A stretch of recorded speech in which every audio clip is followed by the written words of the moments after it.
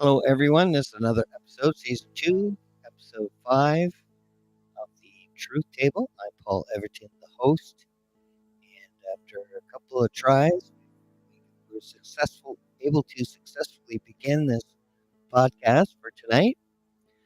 My guest is Gordon Berry Jr., leader of the Constitutional Reform Party.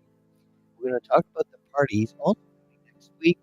We're going to talk to the leader of the Libertarian Party, Mark Snow, and a candidate for the People's Party, Peter Terrace, next Wednesday at 2 p.m. Eastern Time with Gordon, just to collectively see, if we can unify the country, unify the message,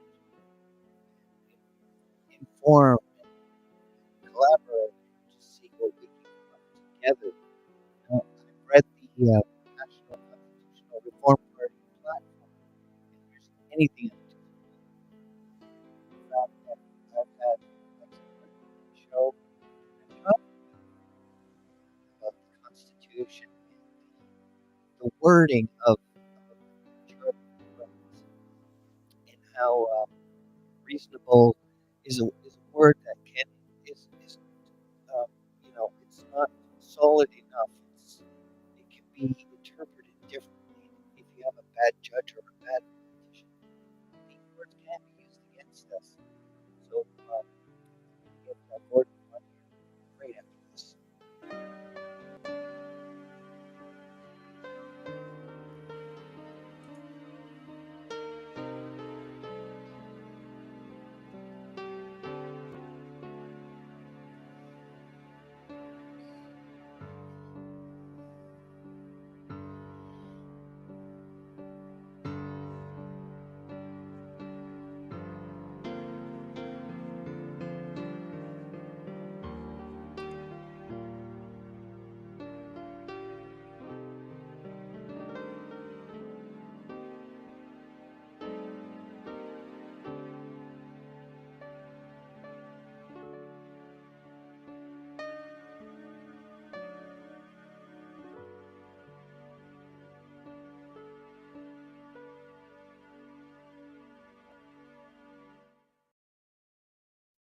Just when I thought I was out, they pulled me back in.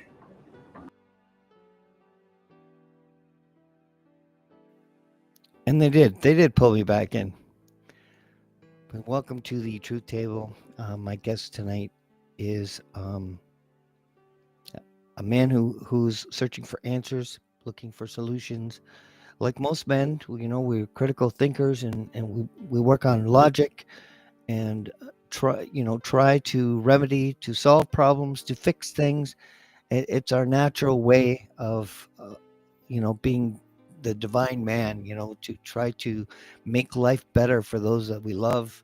And next week is going to be really interesting, having all four of us, all who love our fellow man and really stand in the do no harm aspect of living. And I would like to thank my guest Gordon for joining me today. Welcome, Gordon. I've watched your podcast. Now I can't hear. Oh no, you can't hear me? Oh no. Now I can't hear you. Okay, so Gordon is going to have to leave and come back. Try leaving and come back. I may have to leave and come back. He cannot hear me. So that's okay. We're not going to give up. I may have to leave and come back. I don't know how this is going to. Let's try this. I will leave Gordon on here, and I'm going to leave and come back and see if this works.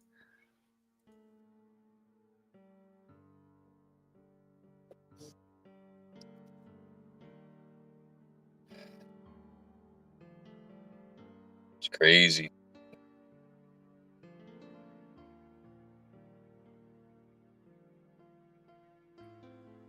Okay, I'm hoping that. Yeah. Oh, at first you don't succeed. Sometimes even the host has to leave. So collectively, we witness what our government is willing and capable of doing. Muffled. You're muffled, Paul. Am I? There you go. That's good. Yeah. After over the last 5 years, we've witnessed what our government is willing and capable of doing. And that, I'm guessing, is what brought you into doing what you're doing at the Nationalist uh, Constitutional Reform Party. Yeah. I will try turning myself up a little. Is that better? Yeah. Comes Okay. and goes. We'll work with it. So let's talk about your party. Yeah. Well, I mean, it's interesting because I'm not really the political guy, but I guess I kind of got pushed into this because not really pushed into it, but I felt like I didn't have any choice but to do something like this because during the last federal election, I'm trying to talk to people about this party's not an option, this party's not an option, and it's a systematic issue. But then everybody is like starting to question me, and well, they don't really have an option, so it's the lesser of two evils. And ultimately, they're right; they didn't have any other option. So I guess I kind of just took what with my knowledge base and you know stepped outside of my own box, I suppose, and now I'm trying to create something that isn't an evil option, that is an option to the existing structure, the existing system that actually gives the people a voice and is working towards creating the actual systematic foundational change that I believe we need to fix the problems. Mm-hmm. So explain to everyone how. I lost your mic. I lost your mic. Oh no! Oh no! Uh, darn. Crazy man, what's going on here? Yeah, I'll take away the noise Well, suppression. Does that fix I it? can't hear Okay, okay. I'll be right back.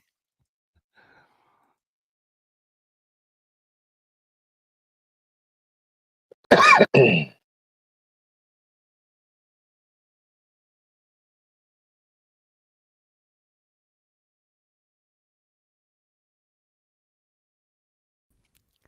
I have a funny feeling they don't want to hear what I have to say. I hear you now.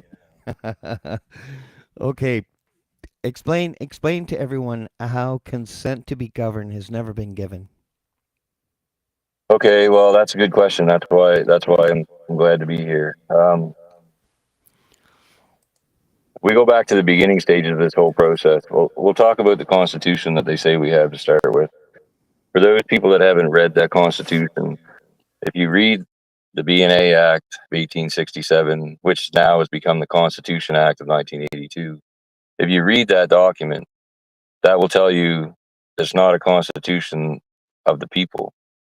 Basically, it's just the corporate structure, and it just there's a separation of powers between the province and the feds and so on and so forth. It's just a constitution for the corporation and how it's supposed to operate and the rules of the corporation is supposed to follow to operate. There is nothing in that document that talks about the rights of the people.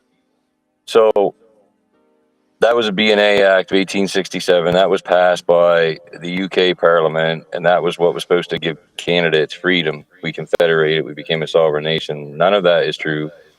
We actually became a dictatorship, and we were ruled over by the governor general. And I say a dictatorship because if you read into that, the governor general could make decisions over the landmass they call Canada with or without the consent of the Privy Council, which was comprised of the federal government, if you will. So they were just there, it's like an ornament on the shelf. They really didn't need to be there. He could make the decisions. So with or without them. Then there's a whole bunch of stuff that's happened since then where you look into the Statute Law Revision Act and the enactment clause of the BNA Act was repealed. Section 2 was repealed, and Section 2 of the BNA Act is what gave authority and power to the successors of the throne of Queen Victoria. So that was repealed. Therefore, there was no power or authority given to any of the crown after that fact, after she died in 1901. And all of this stuff kept being brought up in Parliament, all during the 20s and 30s and stuff, and then it come to the Statute of Westminster in 1931, where they basically, the UK Parliament kind of separated from Canada and gave the lands and stuff back to the provinces. But even then, they still never gave no authority to the federal government. So the federal government never really had authority in the beginning. They weren't given authority in 1931, and everything was just hanging. And a lot of things have happened along the way. William Lyon Mackenzie King went ahead with the letters patent of 1947, trying to give power to King George from the Parliament, but the Parliament doesn't have the authority to give the power to King George, so that's all questionable. And then 1952 with the Royal Title and Styles Act, or Royal Style and Titles, I forget which way it goes, but nonetheless, that was where they gave authority to Queen Victoria or Queen Elizabeth. Same thing, that's coming. The authority is given to her by a federal government that didn't have authority to give it to her anyway. They did the same thing in 2024 with King Charles. They had another one of these Royal Style and Title Acts to give him the authority, but again, the federal government doesn't have any authority. So when I talk about consent of the governed, that comes from a constitution. So in Canada, we would have 3 territories and 10 provinces, and all 3 territories and 10 provinces should unanimously agree to the terms. And then from that point, that information would go to the people, and then people would ratify a constitution. None of that stuff ever happened in Canada.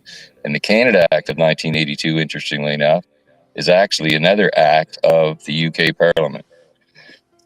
And, so the federal government from day one has never really had any authority to rule. And they've just continued to take it. And I do believe it's mainly because nobody was paying attention. And now here we are, and you see the levels that they're going to control everything.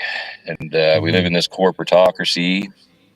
We don't get no justice because they control the courts. There's no true separation from the political structure and the court structure. People can argue that. They say there's a separation, but when your attorney general, who would be the highest individual of law in the land, is a minister of justice, which is a seat, in the government, just doesn't make no sense. And then also, they are the ones that are appointing the Supreme Court judges and so on and so forth. So of course they're going to follow by their rules. And then you can look at the Charter of Rights and Freedoms, and that document's not worth the paper it's written on. Everybody says, oh, well, this and that, but if you look at Section 58 and 59, it's not even in force. It'll come into force at a later date. It clearly states that. And the later date that it will come into force is when Quebec agrees, because Quebec didn't agree, so they never had the unanimous consent. But what they've done to cover that up, and some people will argue this, that they had the Supreme Court rule that you didn't need unanimous consent. So the Supreme Court, that's controlled by the politicians, you see how they just make up the rules to suit them as they go. Like a constitution that, to get consent from the governed, it would have to be a constitution. So you can say the votes, a lot of people will think, well, if you vote it, that's giving them consent. And I would challenge that in the sense that when you're voting under the impression that these people are serving you or representing you, when in fact they do not serve or represent you. They actually swear their oaths to the crown, which is a foreign monarch and a limited monarch. So they're serving them, and they're only accountable to the Parliament. And this is clarified in the Little Child case, where the constituents, the term constituents, sued their MP, Little Child. And the reason that they sued him was because he ran on the promise to vote against the GST. He voted for the GST. They thought he went against his promise. So fraud, they sued him, and it never even got to court. The judge shut it down, basically saying there is no legal mechanism to hold these MPs or politicians accountable to their constituents. They're only accountable to the parliament. So again, how is that consent from the governed if they're not accountable to you? I would think consent would include accountability. Doesn't include accountability, so the voter contract is not valid. Then the only thing they got to stand on is custom social contract that's been around for years.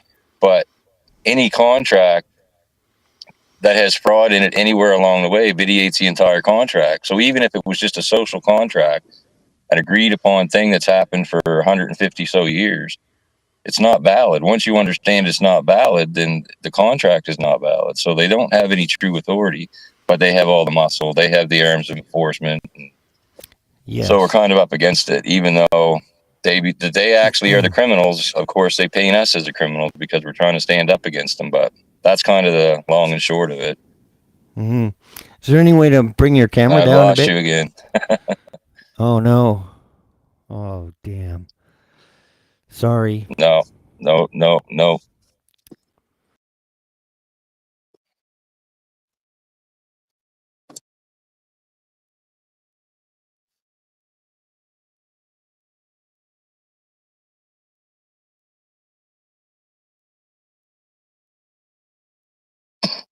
Just keep messing with me. Yeah, you're good now. Yeah, can you bring your camera down a bit? Because you only get half of your face. There we go. Perfect. Now, I love on your website, it says you want to hold a lawful constitutional convention. Yeah. And I've talked about this with Maxime Bernier, and he thinks everything's fine. We have a constitution. But I mean the wording is important because words is power. You have to be very accurate and use words that are binding. Yeah. You can't use word reasonable because that gives them the opportunity to break the law. Yeah, well, that's where the legalese comes in, and that's where they get away with using things from Black's Law Dictionary and things. Same as what happens in the court, the wording. But I mean, in general, regardless, the fact is we don't have a constitution that protects the people. Once you have a solid constitution and you separate the justice system from the political system, that's where your strength lands. That's because I always say that your rights don't come on paper. You're born with them. They're inherent and unalienable, which is key because they've even turned that into inalienable.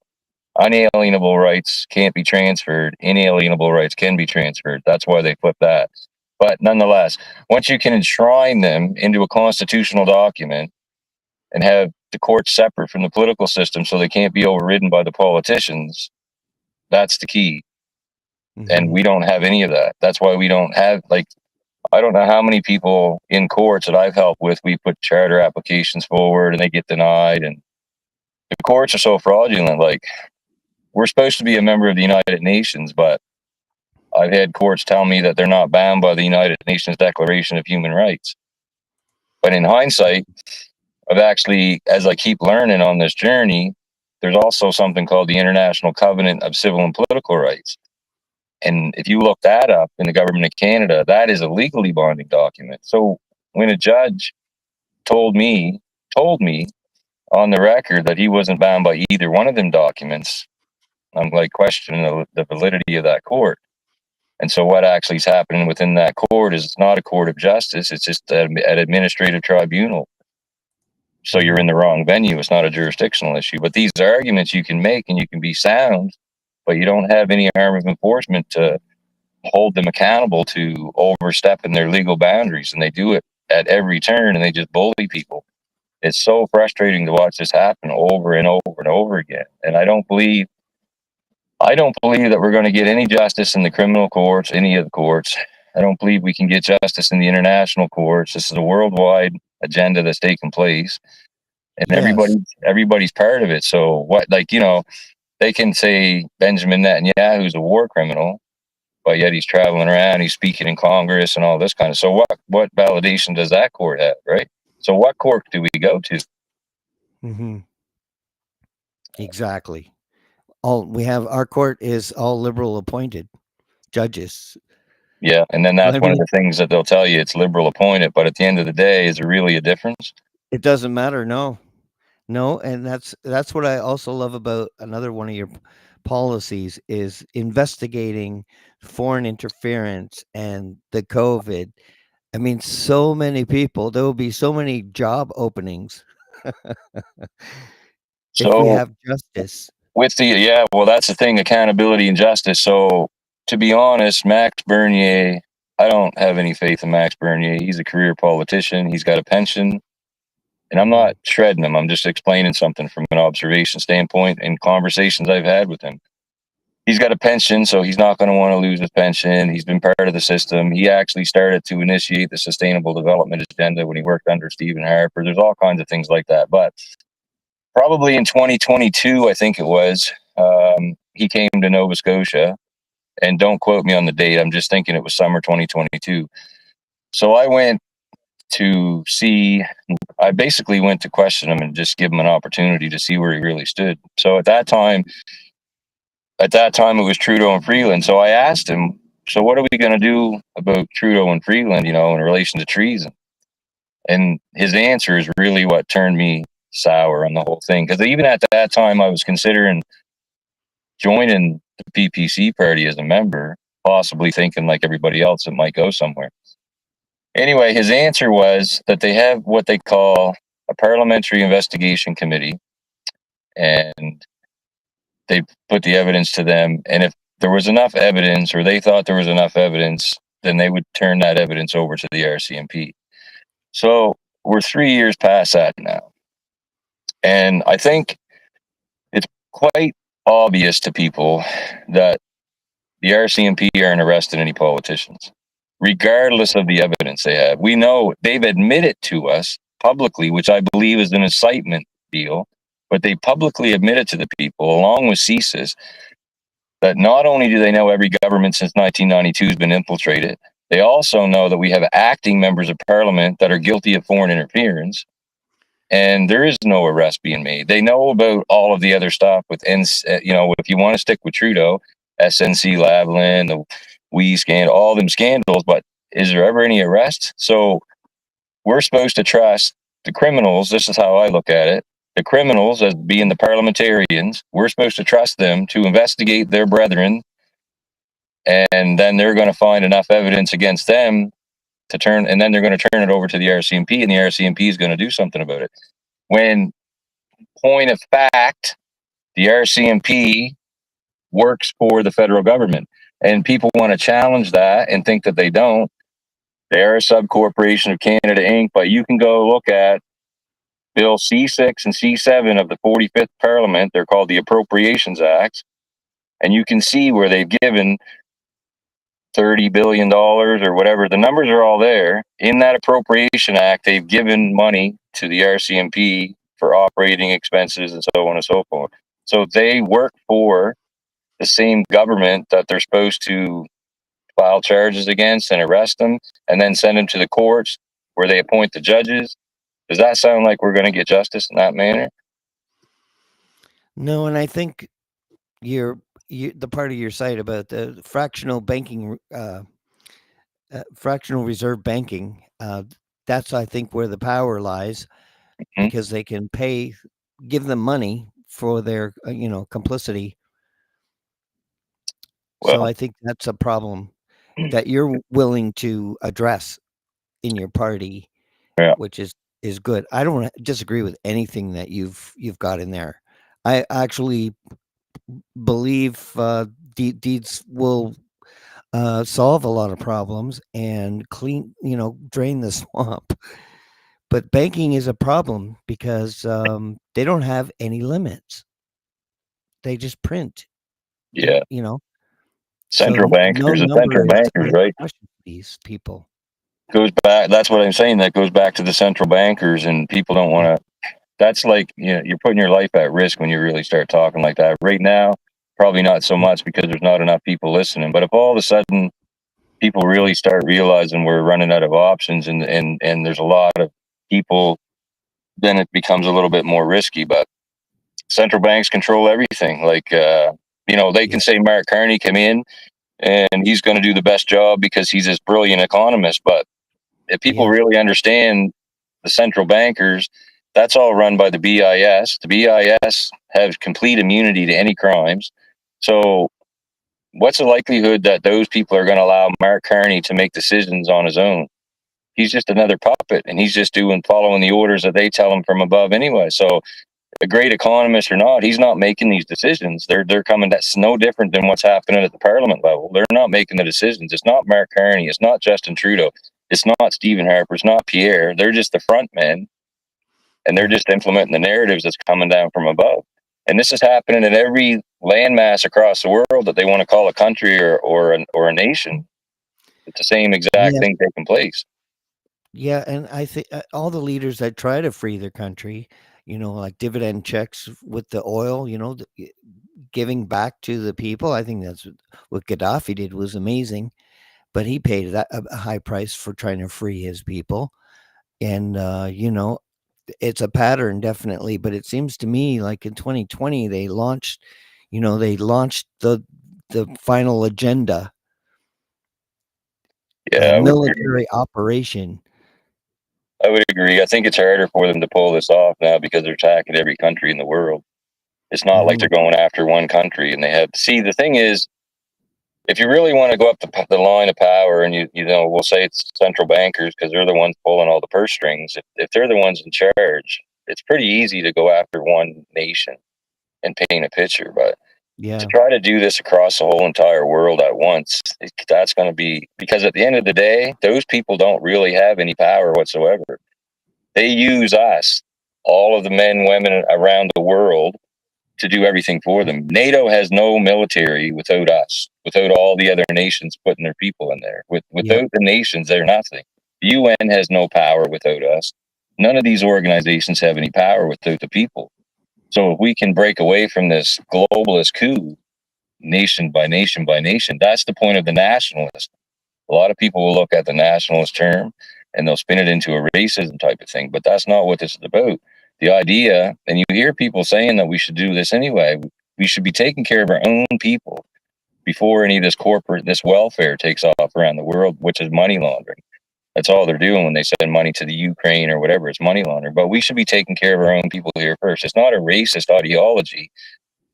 Taking care of your own people. If you have the ability to help people, fine, help other nations, but you have to take care of your own. You can't pour from an empty cup, you know? Yeah.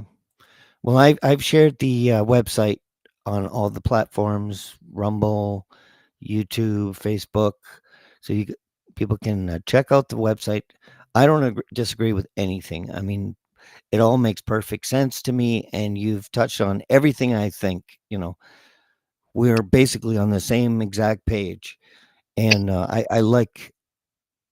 I want people to know what you're proposing here, and it is dangerous because we are dealing with criminals.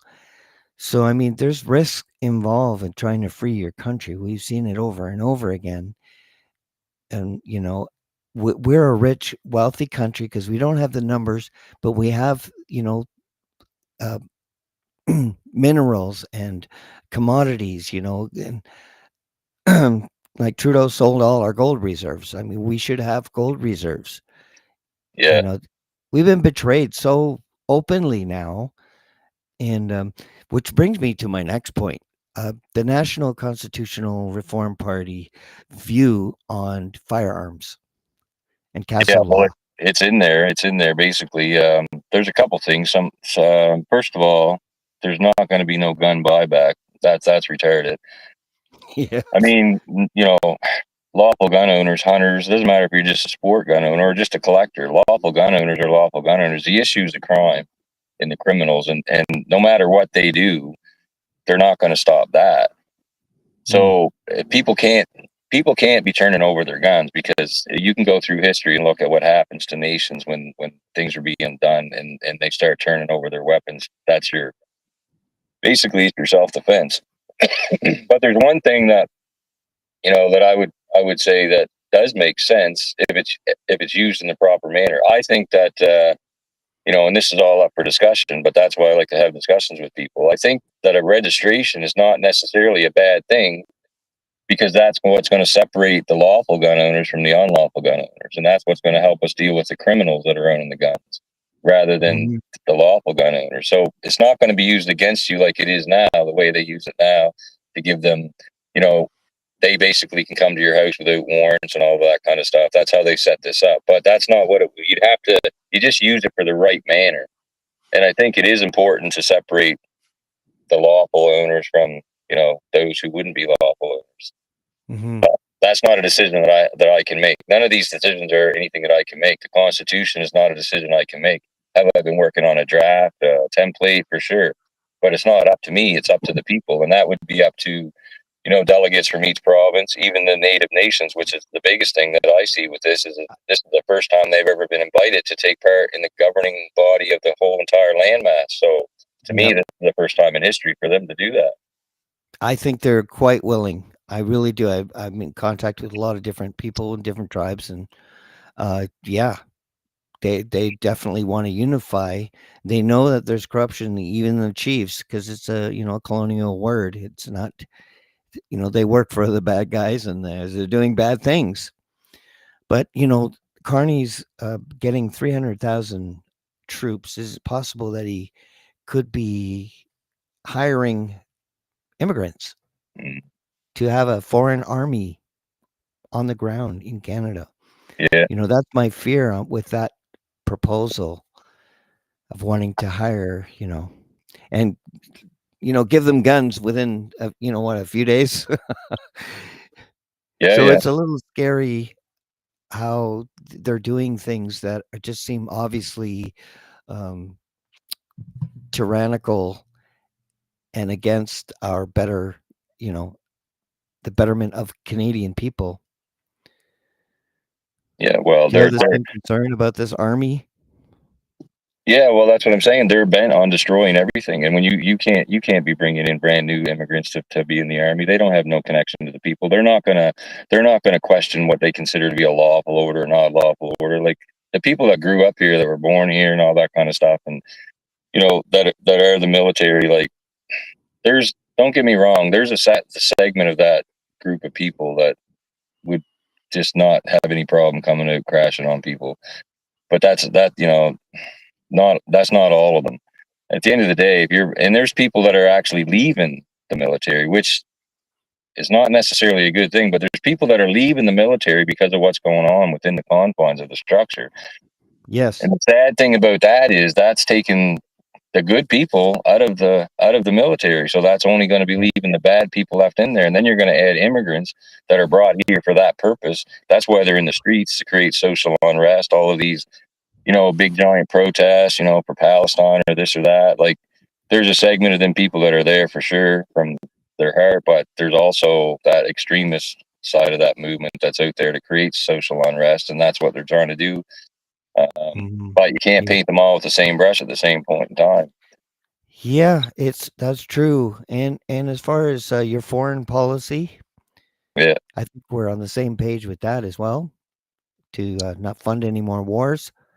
no, not at all. I think that ties into the immigration side of things. So the way I look at things is I think that all the military, people say we don't really have a military, and that's fine, but whatever we do have of a military should be recalled from all the bankers' wars, because that's all they are, is bankers' wars. They're not helping nobody with any democracy or any freedoms. It's all, if people want to look, it always just ends up raping countries of the resources, putting in some sort of puppet government so they have control of everything. But I think Mhm. bringing them all home, and then at the same time you put a complete moratorium on this immigration stuff, and then we have to start going.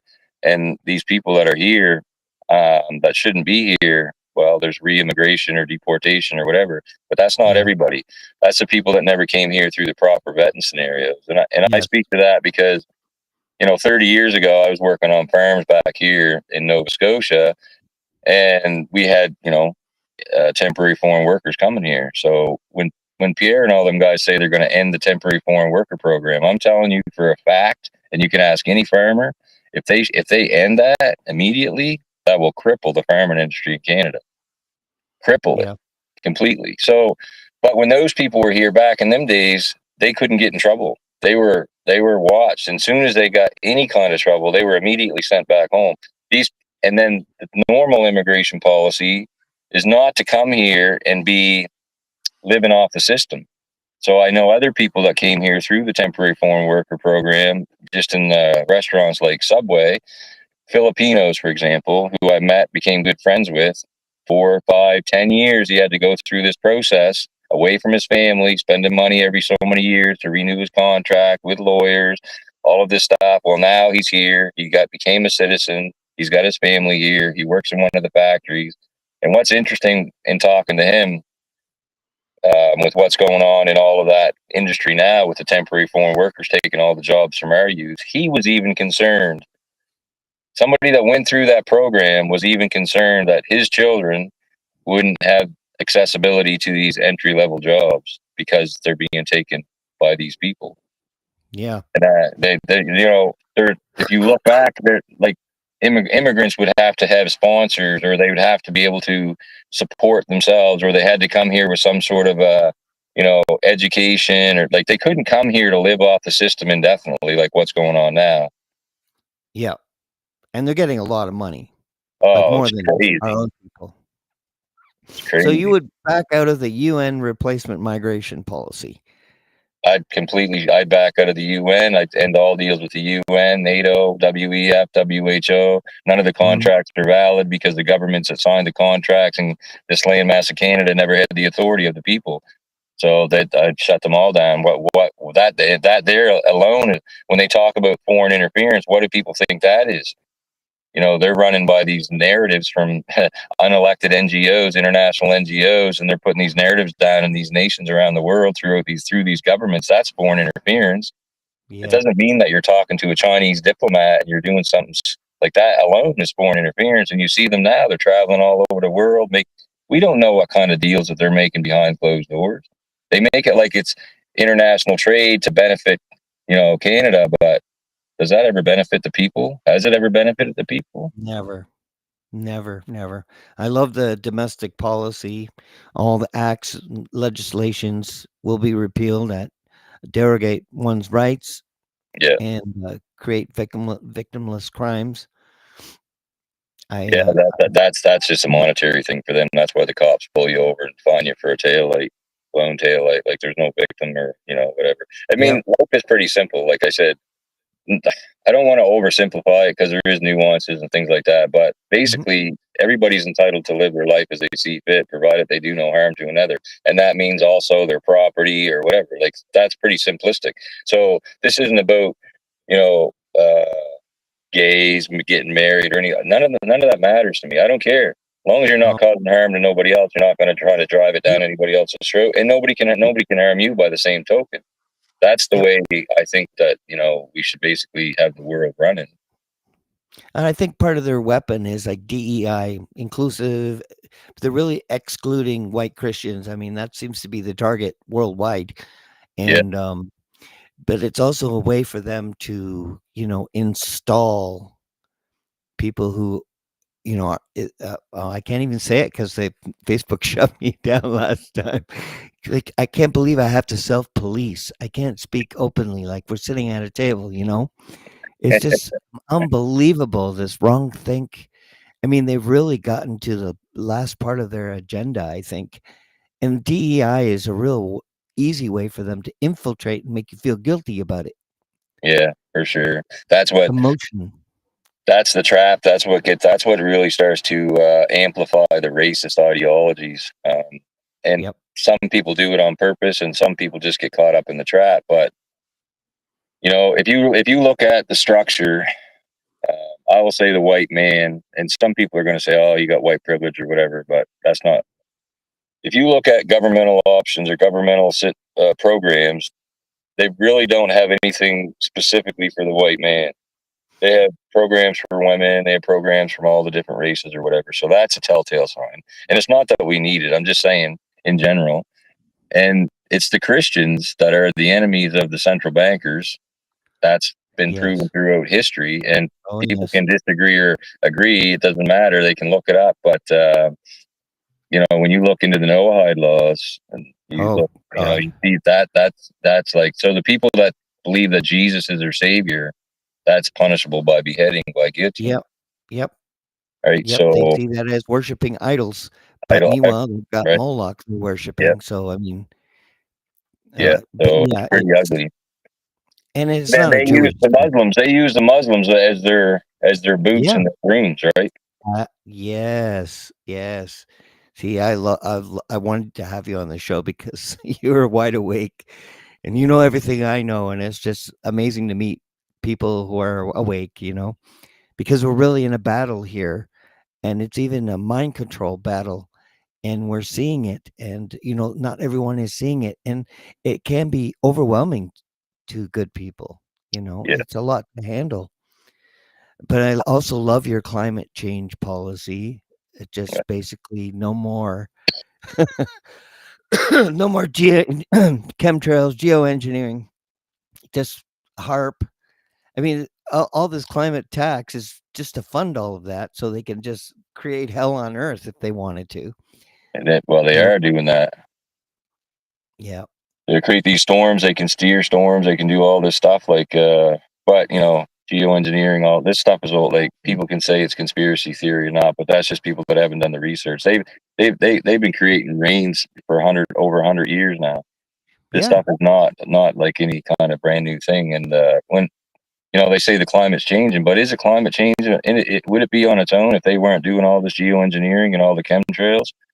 yeah, Would that not be taking place? And then look at the poisons that are in these things. So yes, like when we talk about masking and the fraud of that with the whole COVID scenario or whatever, but you know, there's almost some logic to wearing some sort of mask because we don't know what we're breathing in these chemicals, and I'm sure there's heavy metals in that. There's all kinds of poisonous stuff in that they're dropping on us, and that's ended up poisoning our water, and it's poisoning the earth, and the soil, and all this kind of stuff. Like these people there's a level of evil that most people can't even comprehend, and they're yeah, allowing it to happen. And these government officials, they sit there and they can say whatever they want in their speeches, but they're allowing it all to happen. None of them is doing anything about it. None of them stopping. All they want to do is banter back and forth.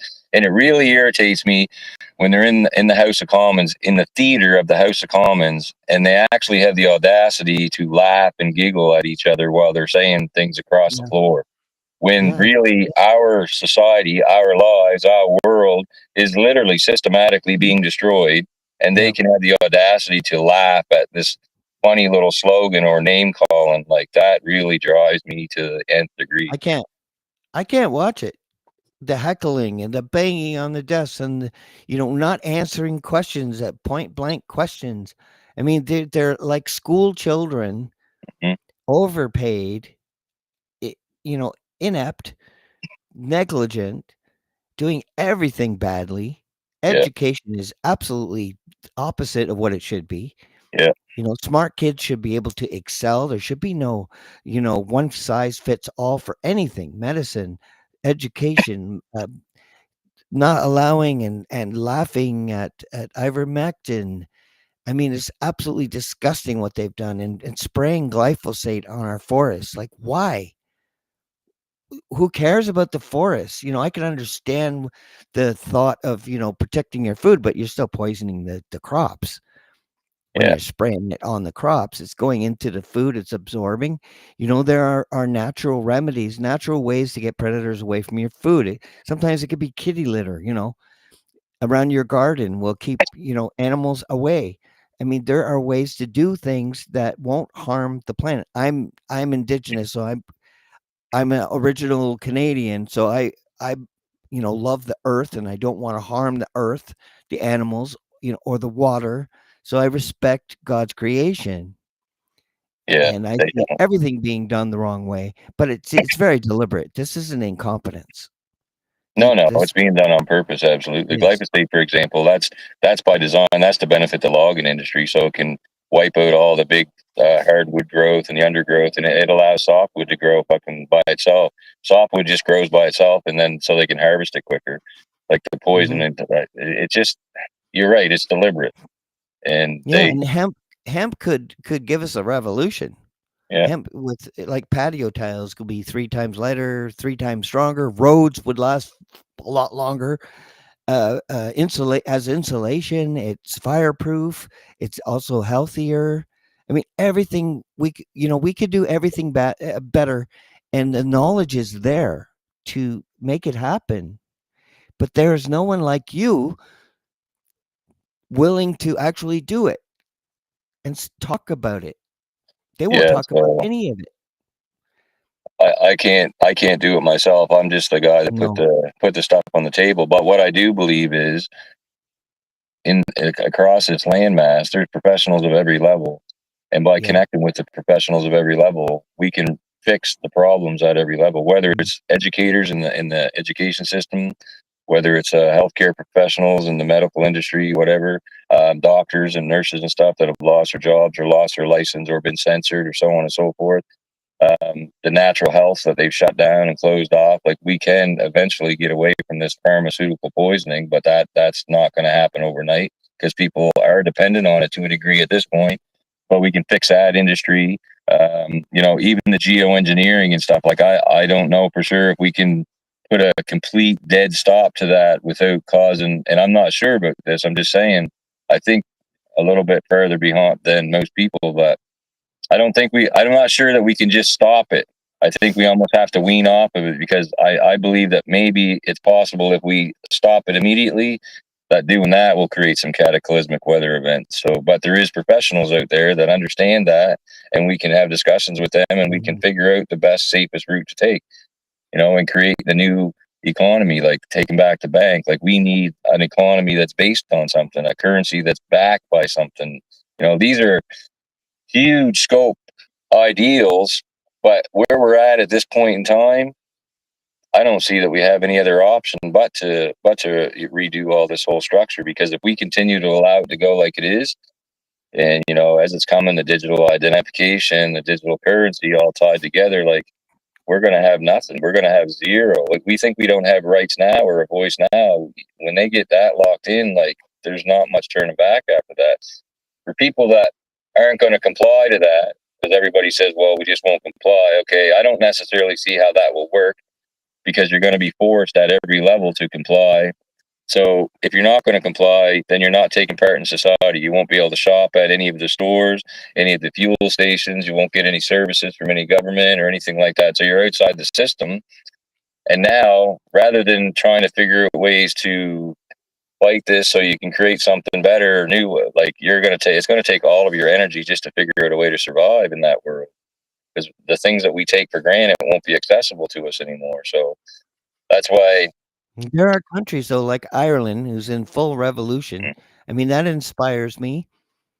I mean, is this what we have to do? I mean, nobody's listening to We us. may We have have to. no representation. Oh, there is none, but we may have to. So the question there is, who's gonna take power in Ireland if they succeed in their revolution? Is it going to, because if you look Right. back out through history, there's all kinds of power voids, and the strong are going to take over. And then is that still going to be a voice of the people, or is that just going to be somebody else with another set of rules that you're going to have to follow? I don't know. And I'm not saying that it won't happen because we all know we're getting pushed up against the wall, and I believe that they're trying to Yeah. excite that. So, Yes.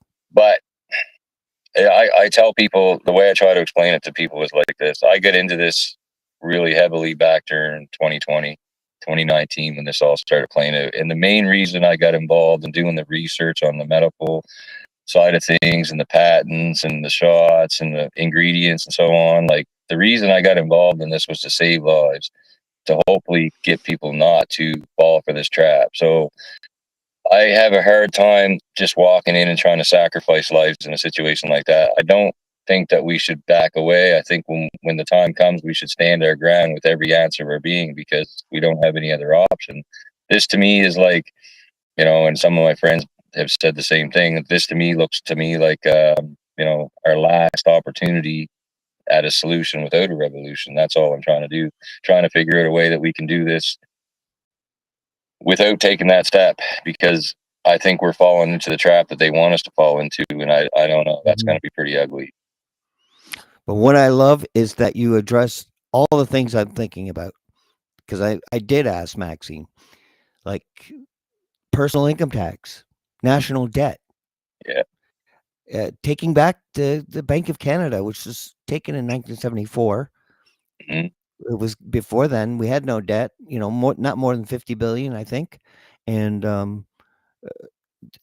it, the Bank of Canada issued, interest-free loans to the cities and provinces and federal government. And we built the what do you call it, the highways and the seaway, and you know it's all paid off.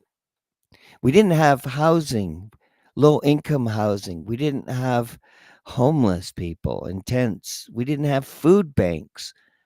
None of that even happened. People trusted and liked each other. When I was 10 Yeah. years old, I could go to any house and just walk in, and I know you shouldn't do that, but I was very open arms kind of a kid. And everyone was kind to me. Everyone. Well, that's how it was. Communities raised the children. It was the same for me when I was growing up. Like, I'm old enough to know what the world was like before, and it was a lot better. I was born in the '70s and grew up Yep. in the '80s. And the community raised you. Everybody knew each other. Like, you were safe. To have, I'll tell you a story that's interesting. A dumb mistake that I made when I was a kid. I was 6 years old, and my sister was 5 years old. And for whatever reason, we lived beside the highway, the 101 in Nova Scotia. And anyway, for whatever reason, my parents left before the school bus came. And I remember them telling me, don't miss the bus. And I'll keep talking. I think I lost you, but I think you'll come back. Anyhow, told me not to miss the bus. So I decided we missed the bus, me and my sister. So then I decided, being the big boy that I was at the time, the big brother, I decided that we'd get on the highway and hitchhike to school. So this is what we did back in 1978.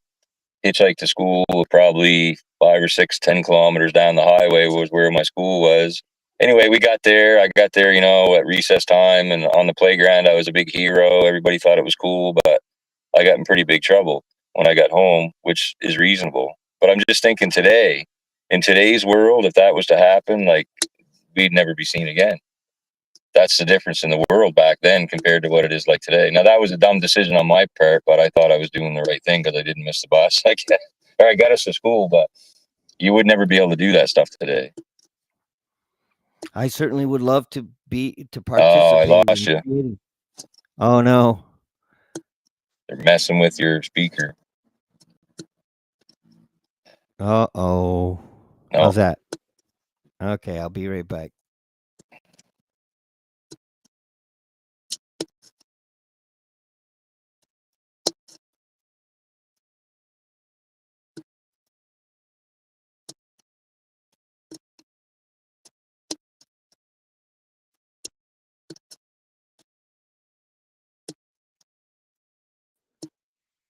I think the powers that be know we're talking about them.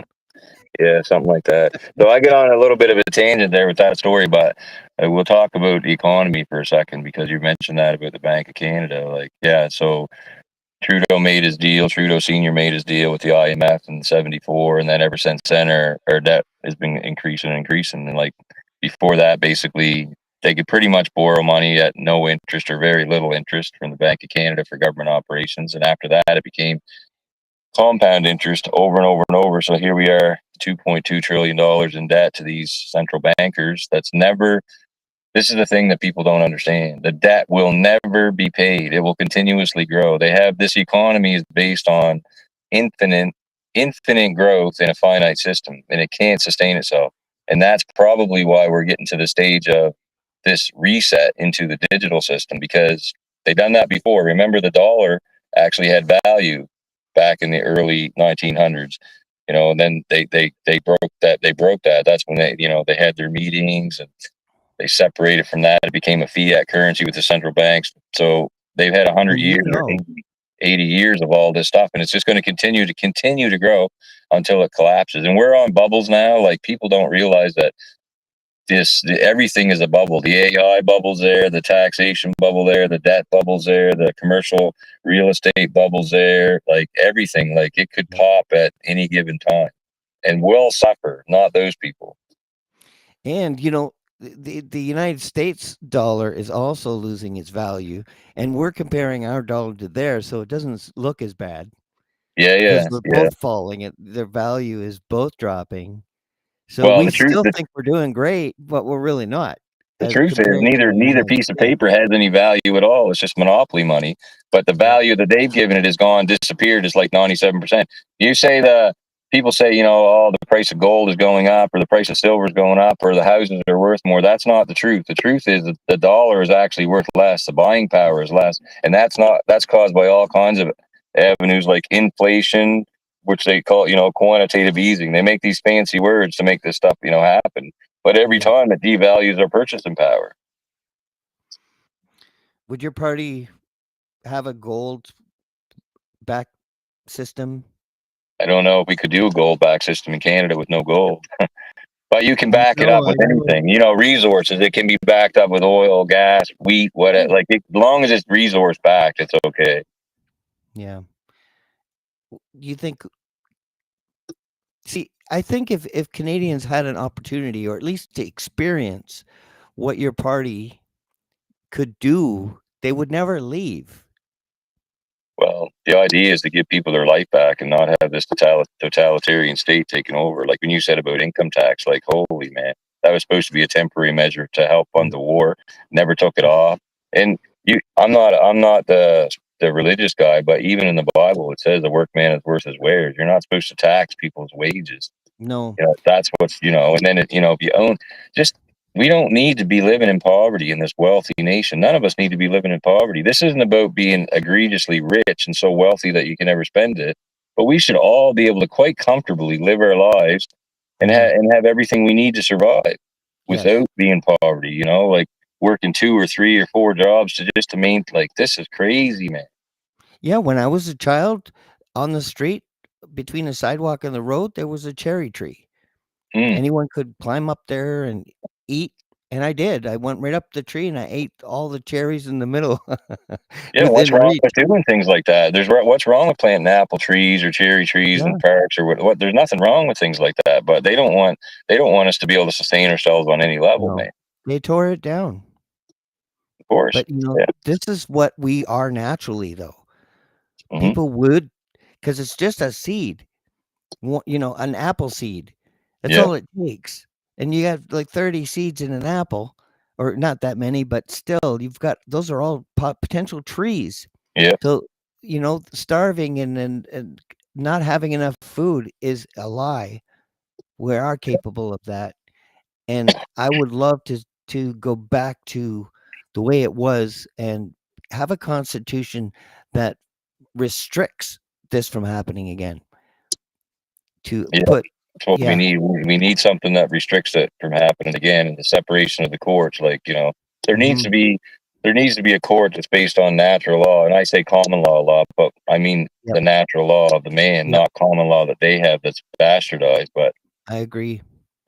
and that's where we would be. So if I was to harm you or your property or something, that's where we would be in court. Like for those, like this legal system can exist, but the legal system is for corporations, not some trap to suck us in there to make because there's money. The money that they make in these courts, people don't even realize how much money they make in these courts. Man, it's crazy. Mm. Yeah, and even the income tax, like you were saying before, the government is able to function with very minimal from us. Yeah. So I think for people to get a grasp over how that works without taxes. So a lot of people think that our taxes go to pay for the infrastructure and all of that stuff. And actually, our income taxes are just paying the interest on the debt. But for people to see how the world works without us paying taxes, like that level of taxes with income tax, now this is personal. This isn't corporate because corporate tax will exist. This is personal labor income tax. Um, your resources, like that's where you pay for your infrastructure. That's like so. When you talked about earlier about giving out dividends, I believe that first of all, I don't believe that we rape the earth of its resources and sell it off all over the world for whatever. I think we use what we need to use to be sufficient here. And I think once you take out the cost of pulling the resources out of the ground and then the expenditure, it's almost run like a nonprofit type scenario. Then the expenditure to pay for the infrastructure and so on. Then after all of that cost is taken out of it, then that's where you could have dividends given out to the people, you know. So we can finance the country without these egregious income taxes off everybody's personal income. That's what I'm trying to get people to understand. There's ways to do it. I'm not the economist. There's all kinds of other professionals out there, but there's all kinds of economists that have talked about this. And, Libya is a good example. Like, you can see what they did there. And basically, they had oil that Yep, they built all of that off oil. And Canada, like, we have everything. We, like, not everything, but we have a lot here that we could utilize for that purpose, including oil and natural gas. absolutely. So, Yeah, there's no reason why we're not prosperous. Our wealth is being stolen through this banking cartel. They're just 100%. and in a Christian country, usury is a crime. Yeah, it's supposed to be illegal. Yeah, We're yeah, not supposed to have it. yeah. So really, it's Pierre Elliott Trudeau that basically signed us over to the bank, the international banking, Yeah. um, which is what brought us. It didn't take very long either, 30, 40, 50 years since then. Now we're in insurmountable debt, and then you have people that think that being the 51st state or whatever is going to save us, but that country's $38 trillion in debt. Their economy's worse off than we are. Yeah. And they're not doing anything to correct that either. Like, they're No. gonna, they're gonna do the same tricks that they've done before. Like, they're talking about revaluing gold. So today gold can be worth 4,000 an ounce, whatever, and then they're just gonna decide tomorrow it's worth $35,000 an ounce, so that they can put that towards the debt. Well, how does Yeah. that even make sense to people? What's really ugly about this gold value is that the banking cartel, international banking cartel, can buy gold at the original, $35 an ounce. Hmm. That's what they pay for it. Yeah. So, I mean, they're really a bunch of crooks, Oh yeah, and they're all all their crooks for money sure. should be seized because it's good people that should be in power. But I mean, if we have a leader, I mean, I would feel scared for if we had a good leader. I'd be afraid for them because I've seen what happens to other leaders in other countries. Yeah, so, You know but what I somebody's got to mean? be willing to walk that walk, and it's not about being a leader. That's the other thing. So a true leader is nothing more than a servant. Yeah. That's eh, the truth of the matter. So it's not about getting in power to be in power, because you're supposed to be a servant to the people. And if you're not Yeah. doing that, like, honestly, you see them walking around with all of their security and stuff like that. If you were the true leader, I hate that term leader, but if you were the leader of the country and you were doing things the right way, outside of some odd possibility of some extremist person, you could basically walk around safely without Yeah. all of that stuff. The people, you wouldn't be having to hide from the people. Yeah. We The had this only conversation here at the municipality. They were making a big deal here about, you know, some of them getting, I don't even know if it's true, but they were saying some of them getting death threats and all this kind of stuff. And I'm not a proponent of that. But when I was talking to them, I said, you guys are all mad. And they were making a really strong point. I said, maybe, just maybe, if you listen to the people, then you wouldn't have these issues happen. Like, have you ever considered that? And they don't even consider that as an option, because they get away if with whatever they want. but see, if you were able to get a public oversight, a new constitution, it wouldn't matter who the leader is, as long as we have that constitution. Right. That should bind anyone who takes that role to conditions. Right. And that would be up to the people. So it's not even about Mhm. me.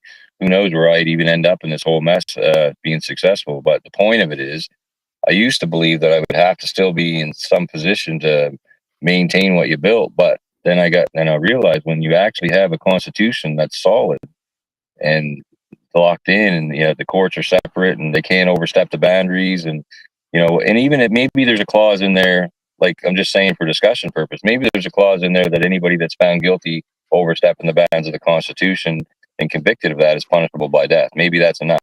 I don't know what it all rolls out to be, but at the end of the day, you're right. With the Constitution, a powerful Constitution, it really doesn't matter who's the one in charge Mm. at that time. Well, I personally would want to get rid of the death penalty. I want to obey the 10 commandments, and murder is one of them. I would Right. definitely not be against the punishment, but I would, like anyone who Well, I harms have that. others, I like don't disagree. murderers and people that, in break into people's homes. I think they should be in an open air prison.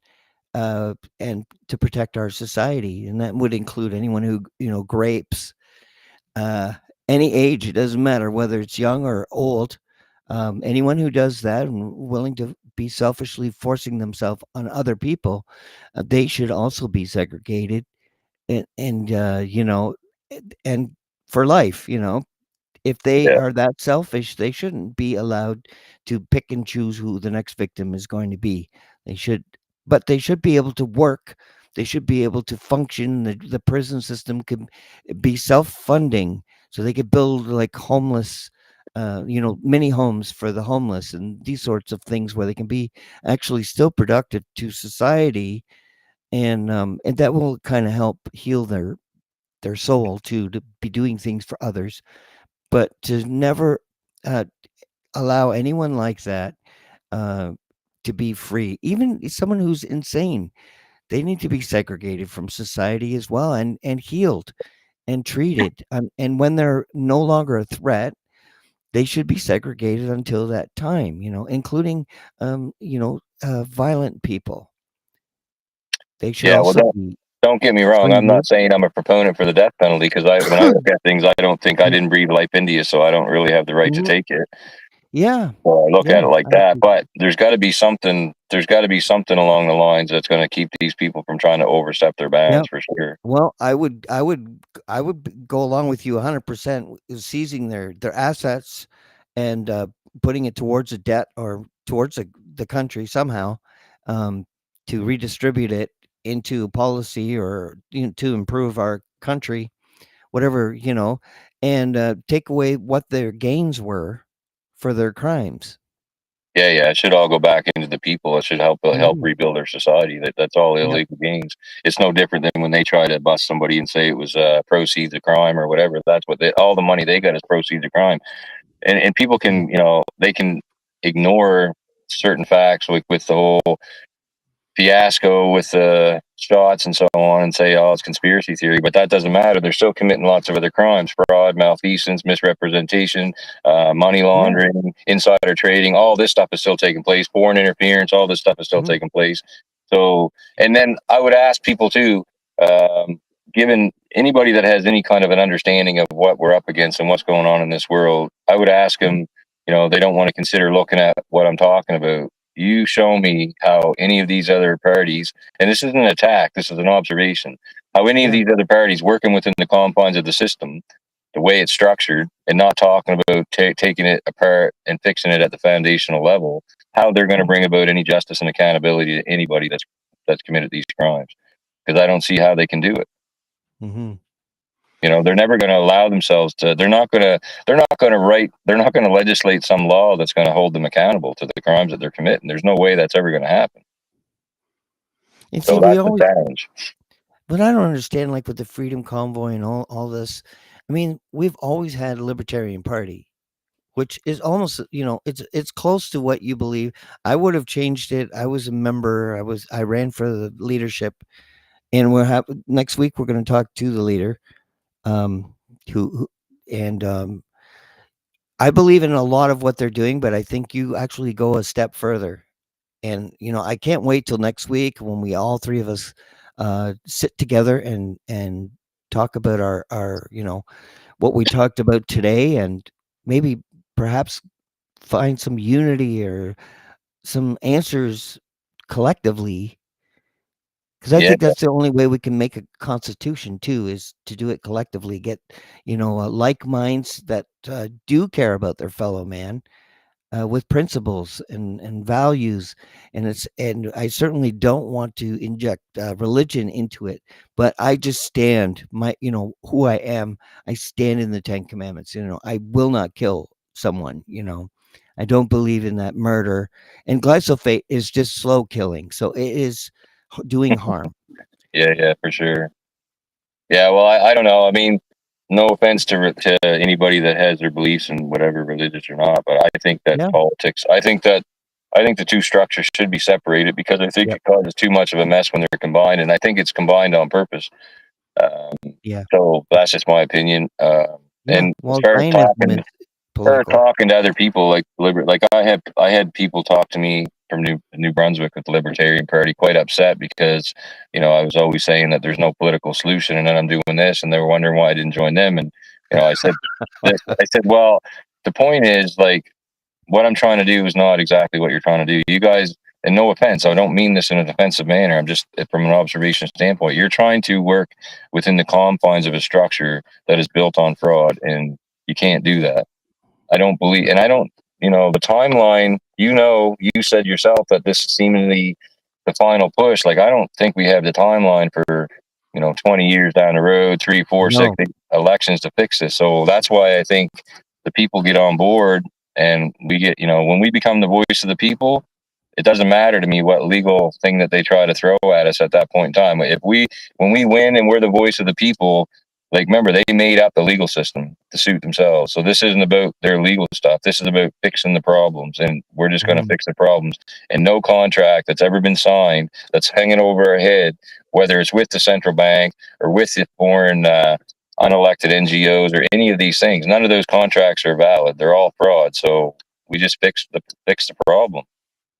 Yeah, I want to thank everybody who's commenting. Monica, I understand 100% what you're feeling, and she would love to have the death penalty back. I mean, that's just me, though. I mean, that's just my own values. I don't believe in the death penalty. I don't believe in wars. I refuse to take a side in a war. I'm not going to vote for Putin or Zelensky. I don't want to take a side. I refuse. What I do is I'm on the side of the people.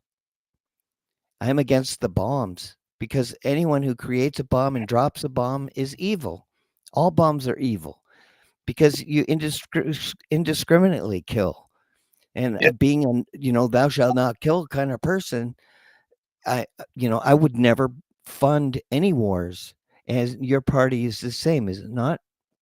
Yeah, but it's all a Foreign big money. giant. It's all a big giant fraud. I don't have no interest in any of the wars. Like, I guess defend our country, but I don't even know that that's a Yeah. necessity because they got all these existential threats that they make up with the Cold War in Russia. Like, people, you look at the Cold War with Russia, and that Russia was this big nuclear threat all this time with that Cold War. But right before that happened, they were one of the allies against Germany. They were partners. Like, this whole thing is a fraud. And then just recently, you have Trump that has the guy in Syria now who was in prison for being a terrorist, and now he's in the White House with Trump now because Israel and the U.S. helped him take over in Syria. Like, that, they don't. Mhm. Those people don't care. They send us. They send the sons and daughters out to kill each other while they sit back in their desk. And it's never about freedom. It's never about democracy. It's always about resources. It's always about control.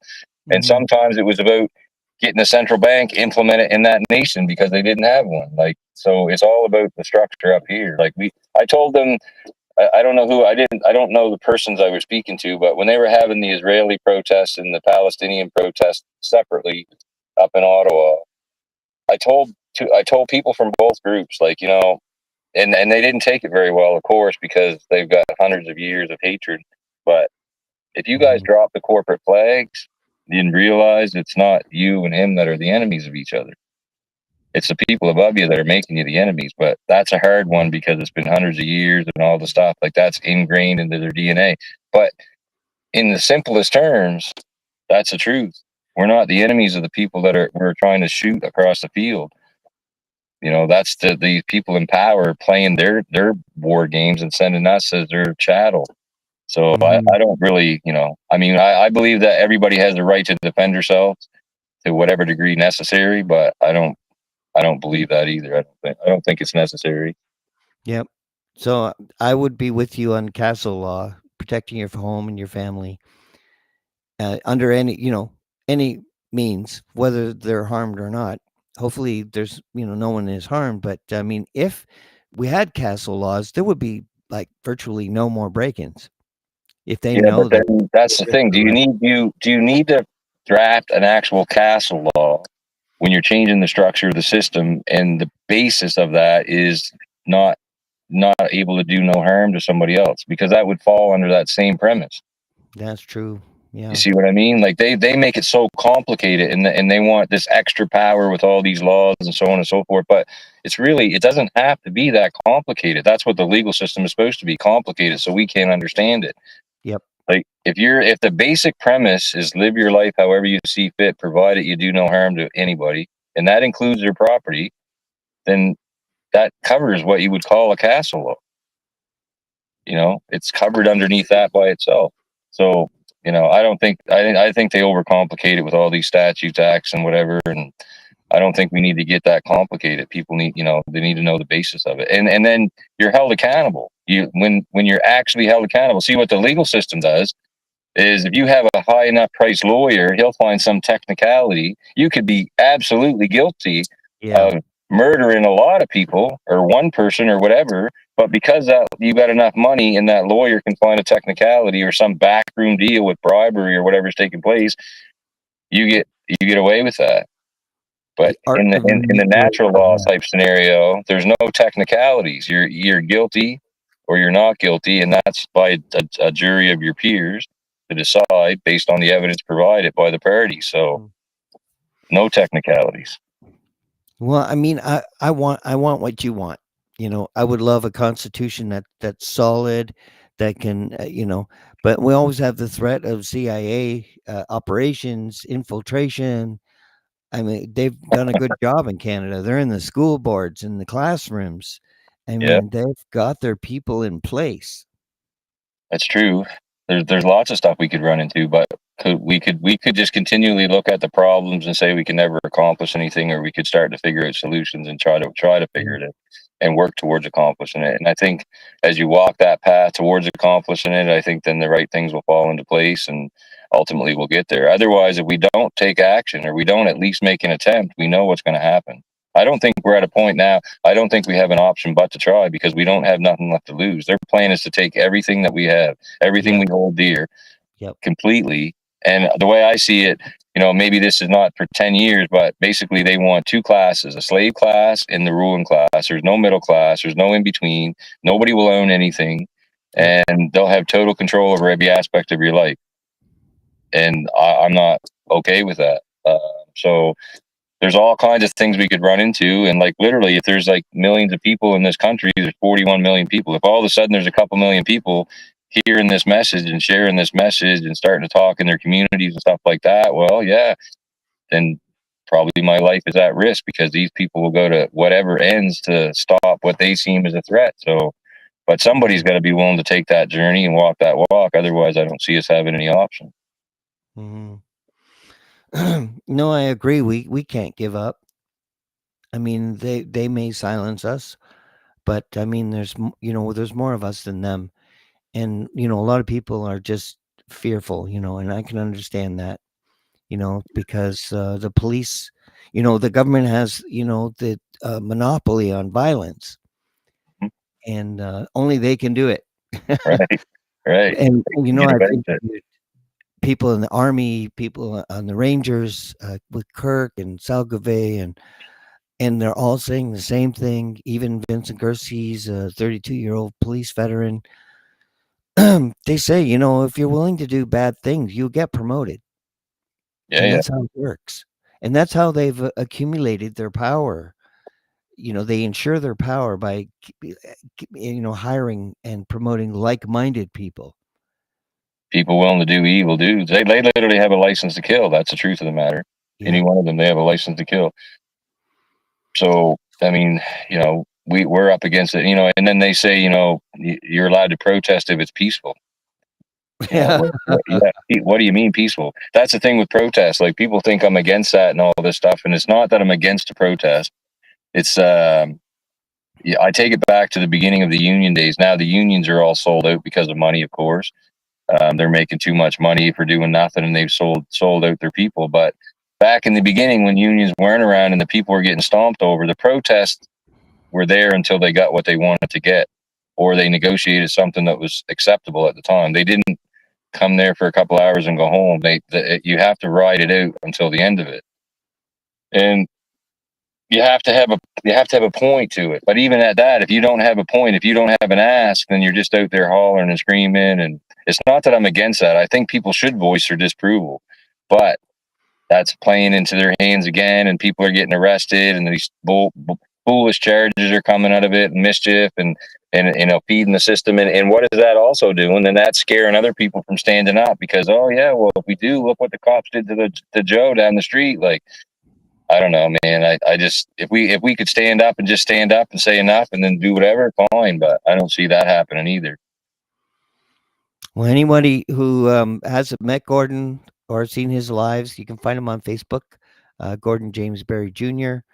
And his party. I left the links here, so you can find the party and become involved. And because that's all we can do right now is try to unite, and put our minds together, find solutions, because we really have no other people other than each other.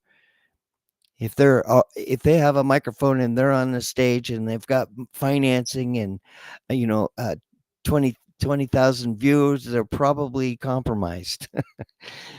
Yeah, so we always have to question everything and everyone, especially when they have a lot of followers. I've learned a lot in the last few days, and it's really devastating. I don't even want to share it because it's going to hurt a lot of people who trusted in these other people, involved in the convoy, and it's going to break hearts, because we thought these were our people. So now I know that they weren't, and so luckily we have people like my friend here, Gordon, who is willing to put himself on the line with great ideas. Look at the platform there. I don't disagree with anything he on there. In fact, I want to be a part of it. I want to be at that constitutional convention because I know we can do much better. Yeah, we can And do much better for sure. I so don't I'm know. hopeful I'm easy because to of you. access too. That's the other thing. Like we're doing this chat, and we talked a little bit or whatever. But when people go, so new people or whatever, and you go to the platform, yeah, there's an email there. People can email me. They have questions or concerns and that kind of thing. Mhm. But I get a lot Yeah. of people saying, "So what do we do?" And I'm just going to make it simple and the simplest concept I can in the beginning, because without numbers we can't do anything. So the way I look at it in the beginning stages is building the membership. That's the key. So people that resonate with the message, I would say join the party. And then when you join the party, then there's a members only Telegram group that we created. And that's because we want people to have a voice. It's not just about joining Mhm. the party and doing nothing. I want people to be involved in some making decisions as we move forward. I want people to get connected with people in their communities so they can build it out in their communities. I want people to be able to share ideas of what's working and what's not working, or how they can build their communities and how they can help each other and have a voice in building this out. Because I just put the beginning stages of it out there. If it's going to be by the people for the people, it's got to be by the people. I'm not asking people to follow me. I'm asking people to join with me and help build this out. Mhm. So that's the easiest thing I can say. Yep. Get your questions and stuff answered, and then we go from there. Yep. Find like-minded people, and put yourself in there. Inject yourself. If you love your country, it's a beautiful country. All my friends are amazing people. All my guests are amazing people. And they're all doing their part, in this. And this is another part. And next week you're going to be back with two other parties that are very similar. And I look forward to that conversation. And I want to thank you for coming on tonight. And despite all the Which is, all the things that didn't want us to do this, yeah, yeah. I wasn't going to give up. There's no way. I No, wanted to talk about this. I want people to know about this site, this party, and this opportunity yeah. to really unify without any agendas, no hidden agendas, something you can participate in. And there's no governmental, people behind the scenes here that are, and, if they do come in and they will try to infiltrate, trust me, they will do it. This is what they do. We have to spot them out and get rid of them because they are our enemy, like Mm, it or not. it's true. This isn't about power. This is about empowering Canadians and taking back what belongs to you, your freedom and your destiny to be who your God, intended you to be. And we all have our parts, some smaller, some bigger. Not one of them is less important than the other. They all matter. So thank you, Gordon. Thank you for all the people in the comments. Please like and share to like-minded individuals. Don't send it these to liberals. Don't want any liberal fans because they're destroying our world. And for money and power, I would rather be poor. Yeah, it's interesting, but everybody always says the liberals. I really don't like the liberal rhetoric too much because they're all the same. So, case in point, Mhm. and I comment on their pages a lot, so I never get in trouble too much. And I don't want to jinx myself, but I don't make dumb threats or anything like that. I just make statements and things like that. But Mm. today, for example, I don't know who's seen it or didn't see it, but Leslyn Lewis put out, and a lot of people think she's great because she's talking about the WHO and so on. But Yeah. she shared the article of the RCMP talking about if Canadians knew how broke they were, they'd revolt. They're concerned about that, and for me, I see that, and I'm like, I can't even believe that you would share something that's so enticing to revolution. It's almost like Yeah. that you're hoping that that happens because it serves a system that you're a part of. And of course, I went on and said more things than that. But it's like this rage baiting. That's a conservative strategy to rage bait people and anger them, and then they're going to fix the problem. And I don't believe they're going to fix anything. Stephen Harper in the Conservative Party is just as guilty at implementing this stuff, and he's behind the scenes. He's involved with what's going on in Israel with Oz Ventures, and he's behind the scenes with the CPC party. Like there is no salvation inside of. You're right. They are the enemy of the people, and I Yeah. wish more people would accept that fact, and then we could move forward and start. There's people out there that got some ideas that I haven't thought of. That's why we got to come together. Absolutely. 100%. I would recommend people go to the site, just read it. It's not long-winded, and it's very simple, and it's very direct, and it's makes perfect sense to me. And the more the merrier. If you have someone that's not informed, uh, you know, talk to them, sit down, talk to them, and let them know that there are people that are willing to help and be a part of the solutions instead of just waiting for the next false flag to come around. And I'm sure they have more. Oh yeah, I'm sure they do.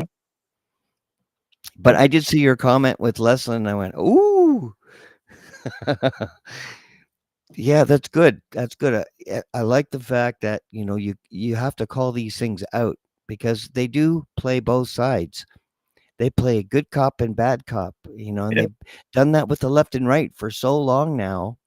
In the middle is even worse. The NDP. Look at what they're doing to British Columbia.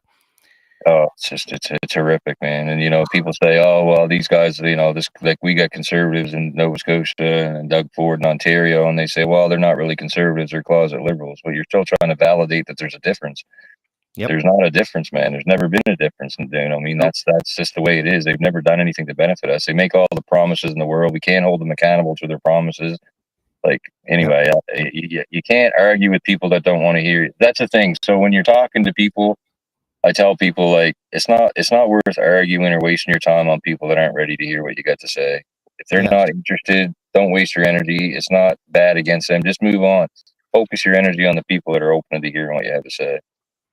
And I think I've been black pilled because the media is giving us all bad choices. They're supporting all the bad choices. So they're not our friend either.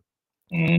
Even the polls, don't even include libertarian. Like saying everybody wants freedom. It's always been there. It's been there. You could have been a part of it. I joined the Libertarian Party with intentions to make some changes on the same lines of what you're doing Well, I with ran I ran with the revolution. Atlantica Party in Nova Scotia, and I don't know a whole lot about the Atlantica Party. I never really was deep into the platform of the Atlantica Party. But the reason I chose that is because I knew I talked to he's a former MLA now, and I talked to him about the independent scenario, and he told me the difficulties of the independent scenario and how Mm. hard it is to make that happen. So that didn't make sense to me. And then the running with the party is easier on a whole bunch of levels. So I chose, but the reason I chose the Atlantica Party was because there was no real party platform that I had. Like, I didn't have to toe the line with the party whip. I would be able to vote for whatever I needed to vote for the constituents of my area. I didn't know near what I know now back then. And I was open with everybody. There was no hidden agenda. I spoke openly about the whole stuff going on with the whole COVID scenario. I spoke, whatever. I did pretty well, but I didn't lie to the people. I didn't tell them. I didn't promise them the world. What I told them was what I could control, and I would be able to bring transparency to what's been going on behind closed doors. I would tell you what's happening behind closed doors, and I can't promise you I'm going to fix this or fix that because it's not in my control. You know what I mean? Yeah. Well, nowadays, truth is the highest form of rebellion. Yeah, for real. For real. Our freedom of speech is on life support. Yeah. Good heavens. Yeah, for sure. That's what I said at the council meeting here, back here, as an example of being truthful. There's four or five councillors in the municipality, including the mayor. And back here, there's a big deal with the deed transfer tax. And I don't know why we don't have it in this county. It's pretty much everywhere else around. But anyway, it's not here yet. So it's a big deal for the public. And these people ran on the promise to be against the deed transfer tax. And then once they got elected, they flipped and they all of a sudden became for it. So listening to them in their meetings, spinning all their diatribe and going on, and they would make excuses like, well, I didn't really have the information. I didn't understand the depth of the problems and all of this kind of stuff. And I'm sitting there and I'm listening. Anyway, so at the end of it, when I spoke to them, I only had 2 minutes. The first thing I said was, do you guys know what the definition of fraud is? Does anybody here know what the definition of fraud is? And they didn't answer. And I told them the definition of fraud is obtaining something of value by deceit. So when you run on a promise to be against something and then you flip, you've obtained something of value, be it the vote or the seat, whichever you want to look at, and you've gotten it by deceit because you went against your promise. And when you spin this narrative that you didn't have enough information at the time to say no, and then once you learned and realized it was so necessary that you had to flip, I said, why didn't you just say that in the beginning? Why didn't you just be honest with the people and say, look, I can't give you an honest opinion about that until I look at the information and see how that gets you. And then that would also deal with the threats and everything against you. And then to go to the next level, they're talking about it was a lesser of two evils. It was either going to be detransfer tax, so this is the choice, or a property tax municipality wide. And you only had these two options. And I said, well, that's like having to vote for the Conservatives over the Liberals, a lesser of two evils. It doesn't benefit anybody. And I said, the truth is, once you get a detransfer tax, and then you complete the upgrades to the infrastructure, and you build this big new facility, then now the assessment values of the properties are going to be raised because of the infrastructure that's available in this area. And once you raise the assessment value, you're going to get the municipality-wide rise in the property taxes. So you get both at the same time. You're lying to the people and committing fraud. And most people can't see it like that, but that's what's going on, and that's what's happening behind closed doors every time. Yep. Anyway, so we can talk for hours, bro. Oh my God. Yes, that's true. But I mean, we got through I wanted to really go right through your platform, and we touched on everything, which is good. Yeah. So, they've got a pre information on what's about. I agree with it. That's why I wanted to talk about it, because I believe in it, and anyone I believe in, I ask on the show, because it's hard. It's very hard. I mean, they have fooled us, and I can be fooled. I don't represent the truth like Fauci represents the science. I just represent the desire for the truth, the searching for the truth. And that's who I am. I'm not the one to look at. Don't trust me, because I can make mistakes. We were dealing with generational lies. So what my grandmother may have thought was true may have been a lie. So we have to unpack all of these lies and get back to what we're meant to be. What we're meant to be is not poisoned. There shouldn't be poison in our food. That's been allowed. That's a crime. We're dealing with criminals here, and it's all based on greed, profit. Yeah, I know what we weren't born to be slaves. That's what I know for sure. No, and look at the great minds of all these inventions that could create a renaissance, you know, and just free the world. Yeah, Where there will be cherry trees and apple trees on the streets, and there will never won't be any hunger. We can have it, and we should at least try. We shouldn't give up. They want us to have a learned helplessness, yeah, and we can't yeah. do it. Well, I've been black pilled. they try to build this. They try to build this structure so large that we feel so helpless because everybody says it, and they've been saying it for years and years and years.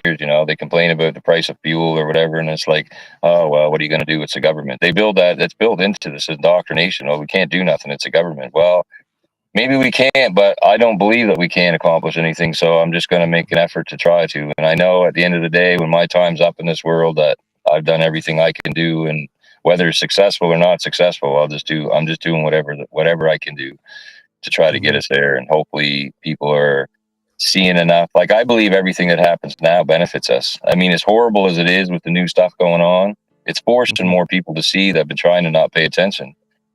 And Yeah, when and they it's almost like it's so obvious they can't even hide it anymore. Like well, it's they in don't our try face to now. though. Yeah, it's right in our face. Yeah, yeah, But they don't even try to hide it. and I think that's the learned helplessness, and especially with the self-policing that they're doing. The wrong think and Facebook, banning you for 24 hours or what have you for wrong think and hateful posts. Like, no, no, hate is an emotion. If someone kills your family, you're not going to love them. But I mean, be personally, I'm a little different. I would hate the sin. I would say, I wouldn't wish the death penalty on anyone, no matter how bad what they've done. And that's just me. That's my perspective. That's just my ability to get as close to God as I can and to walk righteously. I just try to obey, and there's a lot of sacrificing involved with that. You don't make a lot of friends, Yeah, I know. I but don't know. I I just want. think that we should all just be, just be good to each other. That's why. I mean, I take it on a more of a spiritual sense, and I think you should treat others the way you want to be treated and things like 100%. that. So, I mean, but Absolutely. it's not that much different than anybody that believes staunchly in their religious beliefs Mhm. or values as you do. Yeah. It's not. We're not that much different. And I've read multiple religious books to try to understand. I can see how they manufactured this war, this Islam against Christian, because in the Bible, Jesus dies on the cross. He's the Son of God in the Quran. He's a prophet, and he never died. He went to heaven like Enoch. He just ascended. He didn't die. He never knew death. So Yeah, I mean, we have these contradictions going on. And that's why I read them, because I wanted to know what the contradictions are. Why is there a war? Why are they fighting between each other? I think the worst one is the Talmud, which is the Bolshevik yeah. The revolution. Talmud where Jesus is boiling in Ooh. excrement in hell. Oh, it's bad. That's The a 3-year-old horrible, Daniel horrible, Christ. horrible. It's the one. It is the Zionist book. Yeah, They hate everybody. yeah. Everybody who's not them they hate everyone. Even Jews. I mean, Yeah. they don't like anyone. And they're the ones that are the usury, the banking cartel. They're And the money. they're not Jews. That's separation. People say Zionist Jews, Yeah. and that those two terms are No, not the same. they're There's a not at Zionist, all. and then there's a Jews. And if we start see that's the language barrier. If we start learning how to speak that and Mhm. separate the two, because Yep. everybody says when you talk about the Zionists, like it's all about the no. I'm not talking about the Jews. And actually, Zionists aren't Jews. No. If you believe you're Jewish and your heritage comes from Eastern Europe, you're not truly Jewish. You're more from the Zionist side of Yep. things, Yep. right? Yep. Yep. Khazaria. Yeah, because Khazaria is Ukraine. yep, is It's now Ukraine called exactly. Ukraine. And that's the basis. And other countries were getting their 40,000 soldiers to fight wars for them. They've always been doing this. They've never stopped, and they're really good at it. And they basically have the world now. You know, Yeah, they all do the pretty much. countries. Well, that's the thing. And then why is all the countries around the world following things in lockstep with their Yep. anti-Semitism laws and things like Yep. that to protect the rulers? That's basically what that is. And that's projection because people of Gaza are Semitic. So Yeah, if Israel is bombing Gaza, they're being anti-Semitic yeah, yeah, by doing that yeah, because they're yeah, killing Semitic people. yeah. So I mean, it's hypocrisy and in your face. It just makes me insane how it's just anti-Semitic laws. I mean, protecting these people that hate us, Yeah, and they really do hate us. They they don't really like us. do. They're stealing our money. They think we're jokes. They have Yeah, nothing but disdain for us they and openly speak about children. it. If you allow them, they don't even hide it. If you allow them to speak about it, they Yeah, openly speak about it. But they've transfixed a lot of the Christians and believing that yeah. they're one and the same, and they're absolutely not one and the same. If you're willing to No, look or do any research, they're absolutely not one and the same. inhumane, absolutely inhumane, and with disdain for mankind. And they have no guilt. They have been very good at what they've done, but they didn't earn their wealth. There's no righteousness in, like if you create a product, a cereal or a jam that's healthy. I mean, you're a success. You've done something good for mankind that people can enjoy, and you'll flourish automatically. Yeah, Just hard. It's not a hard concept to want to have a good product that people will enjoy. That's just that's normal human uh, you know thoughts, wanting to be successful based on something good. they don't create anything. No. So evil can't create. It copies, and they're parasites. They steal from the creation of everybody else. They don't create Yeah. anything.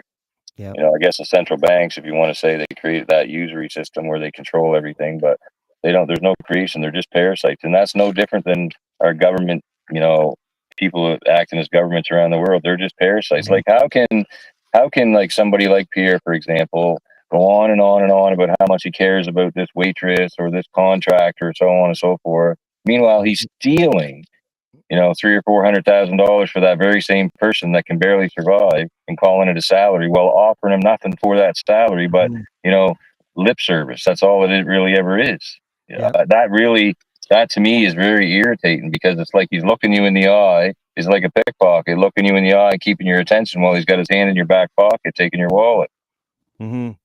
You know, Well, the Talmud was the most threatening book. It says death penalty for anyone studying the Talmud or the Torah. I mean, that's what they call for death for looking at it and not being a Jew. yeah. Well, it's expensive too. You try to find it, it's $3,000. It's retarded expensive, so they can try to keep it. But that's the thing with Yeah. being in the age of information. Ignorance is not. It's really up to that person now. It becomes a Yeah. choice because the information's out there. Yeah, I wouldn't recommend reading it. I mean, it's good to know someone who did read it just to warn you and, keep you safe. But Yeah. I mean, we can go for hours. I know it. I just know it because, we care. That's I why don't we think have I'd so much recommend to say. reading it anyway either because of the evil in it, and I think that stuff It is. can take over your presence at the same time. But it's enough to know that there's certain things in there that shouldn't be there, and it proves how Yeah, evil it is. it's hard to believe that they can read that and think it's okay. It's not okay. It's not. It's not. Um, but anyway, thank you all for joining us. Thank you so much, Gordon. I appreciate your time. And I look forward to next week. And I have a funny feeling we may do a few more shows because we have so much to talk about. But I would also like to keep people updated on the party and what's going on, any events, and just to from my end, and just bring it to my followers. And you have a good audience with your lives too, so we want to get out as many people and spread it as much as possible to just try to save our country. So Yeah, thank that's you. it. Thank you. I appreciate it, Paul. Thanks very much. It was a good chat. Yeah, it was. And we'll see you next Wednesday. Have a great night. And thank you all for joining us at home as well.